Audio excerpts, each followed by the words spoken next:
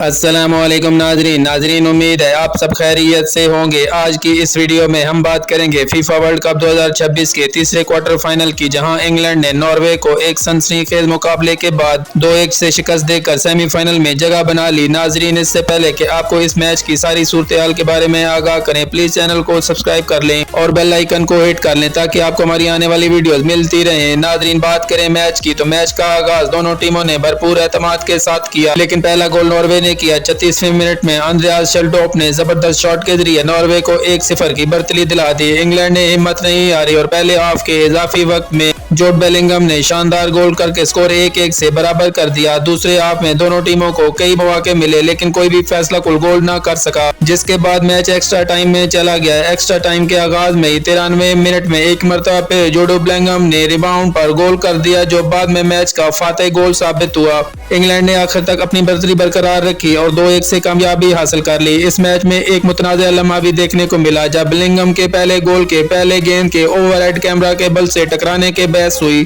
FIFA ने बाद में कनेक्टेड बॉल टेक्नोलॉजी के डाटा की बेस पर वाजे किया कि गेंद गोल से नहीं टकराई, इसलिए गोल दुरुस्त करार दिया गया। इस फतह के साथ इंग्लैंड सेमीफाइनल में पहुंच गया, जहां उसका मुकाबला अर्जेंटीना और स्विट्जरलैंड के मैच के फातेह से होगा। दूसरी जानिब नॉर्वे का वर्ल्ड कप 2026 का सफर इख्तिताम पजीर हुआ। अगरचे उसने पूरे टूर्नामेंट में बेहतरीन खेल पेश किया, लेकिन आखिर में उसका वर्ल्ड कप जीतने का ख्वाब चिकना चूर हो गया। दोस्तों, आपके ख्याल में क्या इंग्लैंड इस बार वर्ल्ड कप जीत सकता है? अपनी कीमती राय का कमेंट सेक्शन में जरूर कीजिए। अगर वीडियो पसंद आए तो इसे लाइक करें, शेयर करें और चैनल को सब्सक्राइब करके बेल आइकन को जरूर दबा दें, क्योंकि हम आपके लिए फीफा वर्ल्ड कप 2026 की हर बड़ी खबर, हर मैच का तजिया और ताज़ा तरीन अपडेट सबसे पहले लेकर आते हैं। अगली वीडियो तक के लिए खुदा हाफिज़।